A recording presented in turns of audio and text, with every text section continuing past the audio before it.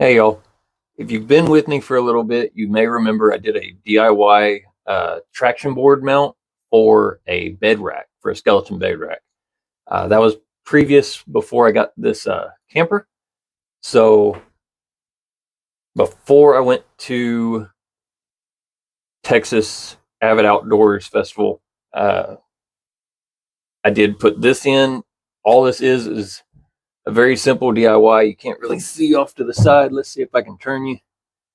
Very simple DIY mounting, basically just some perforated angle. But that was all I needed just to mount these up. They're not holding a lot of weight, but I did have a side effect to that, and that is that now I have this nice little shelf.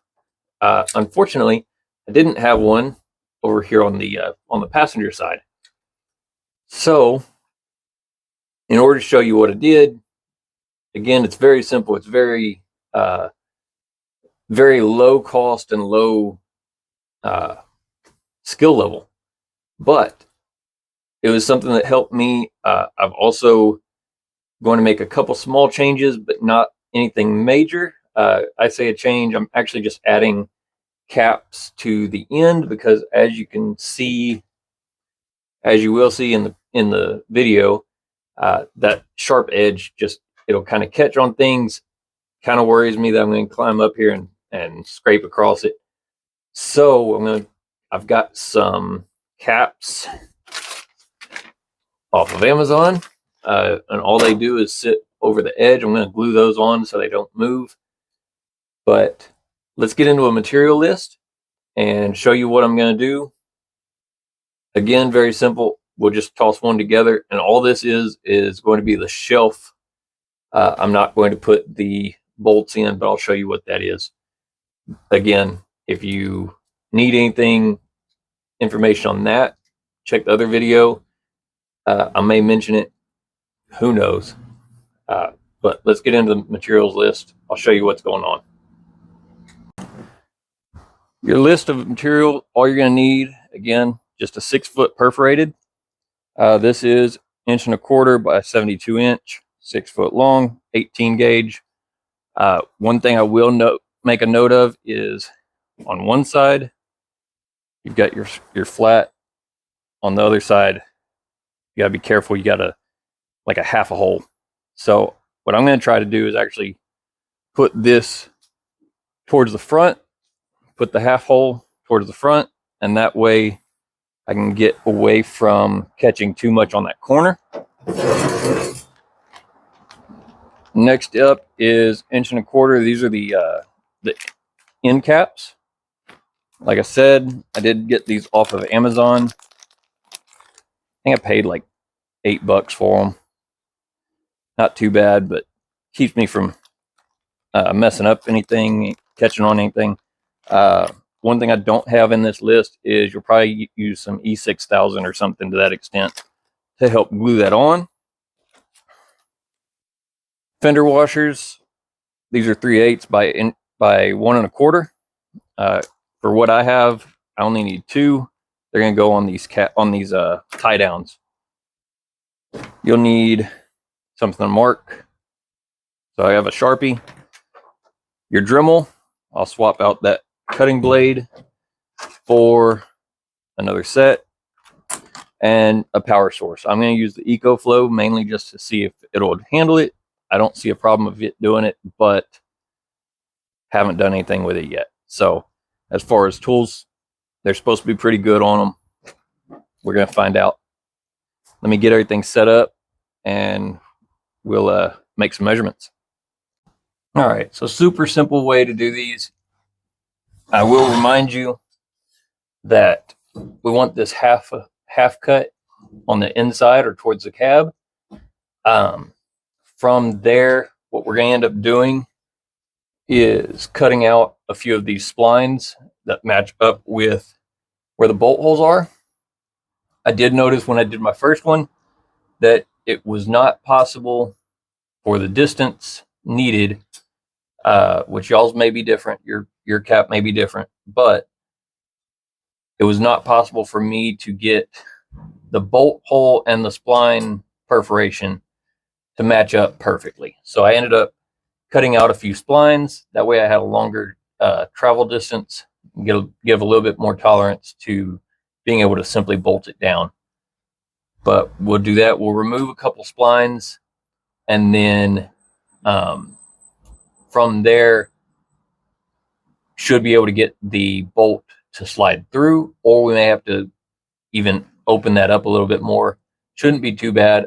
Like I said, I'm going to use a Dremel, so I can make any adjustments with that.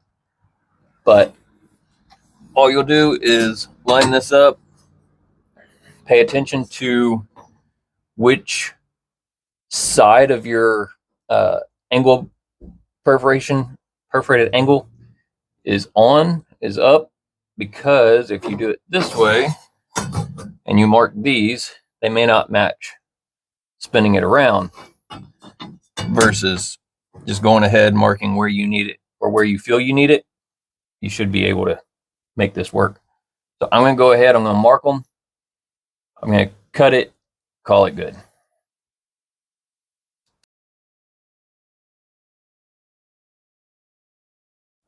All right, so went ahead, we made our cuts. This is what I was saying. We just took out a couple splines, made that a little bit wider. I'll go back in and I'll clean that up here in just a minute before I put it in. Stop the video in order to get some safety glasses. And yeah, when I went to put them on, apparently I didn't hit the record button again. So, you know, magic. From where we're at right now, like I said, I'm going to clean this hull up. That way I don't have anything, this jagged edge won't be gripping up my carpet. All right, so I did go ahead and I took one of the caps and super glued it. It does not seem like it's doing it so good, so that may still be a change. I may have to actually use E6000 or something to that extent, more of a better adhesive. But to show y'all what we're doing, we're bringing this in.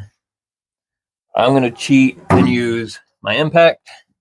I'm just going to remove this 9/16. I do apologize. Don't know how loud it's going to be. So I'll remove that 9/16 out. You do have to catch the clamp here underneath, and I do believe that's going to happen no matter which one you use, whatever clamp your cap uses. Unfortunately, I believe it's got a little bit more thread than I thought it did, and that will be out here in just a second. There we go. So this is the clamp that I use. I've got a couple washers as well as the 9/16 that goes through, or I apologize, I believe that's a 3/8 bolt, but a 9/16 head. I'm gonna reach around real quick and grab these fender washers. And what I'm going to do, I'm going to end up using these fender washers as my bottom, and then use my existing just on the outside of the angle, outside of the perforated. So I do have two, one for the front, one for the back. We'll drop that on. Make sure your bolt goes through your cutting it, or your new holes that you just made. Make sure your washers go back on. It's perfect.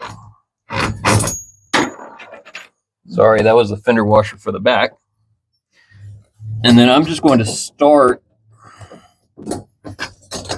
this bolt back here. Before I get this all buttoned up, I'm just going to show, I did leave it a little loose for the moment. That was so that I can move this back and forth on this, just to get it lined up with where I want it up front. You could leave a little bit of a space. It's really up to you, but I normally try to get that close and leave the back end open. One thing I may be doing soon is putting a bolt just across the back. That way, if something does decide to roll, it gets stopped. So as far as this project, that's actually about finished. See if I can move this a little bit and get where we can actually see what's going on. So all I did, pull your clamps. I know I'm out of the frame, but pull your clamps. Once you've got this set where you want it, you can just come back in, get your impact where you need it.